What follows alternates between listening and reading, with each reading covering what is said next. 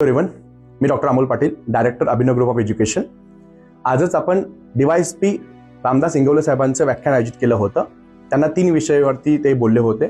पहिला विषय होता वाहतुकीचे नियम आणि वाहतुकी संदर्भात सर्व जी काही कलमं आहेत त्याच्याबद्दल त्यांनी माहिती दिली.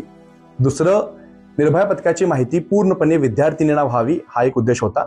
आणि तिसरं, अंमली पदार्थ जे आहेत त्या अंमली पदार्थांच्या आहारी जाणारी तरुणाई जी आहे ती टाळण्यासाठी म्हणून हे व्याख्यान आयोजित केलं होतं.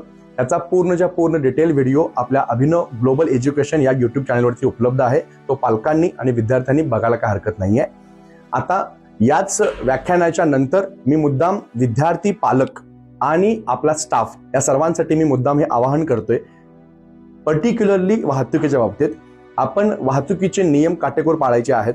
म्हणजे माझ्या पालकांना एक नम्र विनंती आहे की ज्या पालकांनी आपल्या पाल्यांना गाडी दिलेली आहे, 2 व्हीलर दिलेली आहेत, त्या पालकांना माझं नम्र विनंती आहे की ज्यांचं एज 18च्या खाली आहे, ज्यांच्यावर लायसन नाही आहे, त्यांना शक्यतो तुम्ही गाडी देऊ नका.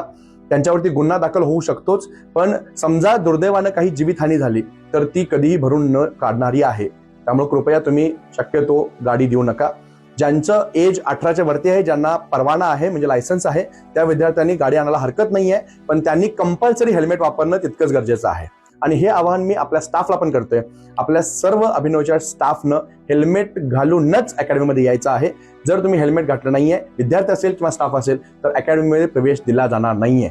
हे मी काटेकोरपणे बघणार आहे आणि हे सगळ्यांना बंधनकारक आहे. कारण मगाशी म्हटलं असं, हा जीव तुमचा एकट्याचा नाहीये, तर तुमच्यावर विसंबून असणारी सगळी जी काही तुमची फॅमिली आहे, ओके, किंवा सगळी टीम जी आहे, त्यांच्यासाठी सुद्धा तुम्ही तितकेच महत्वाचे आहात.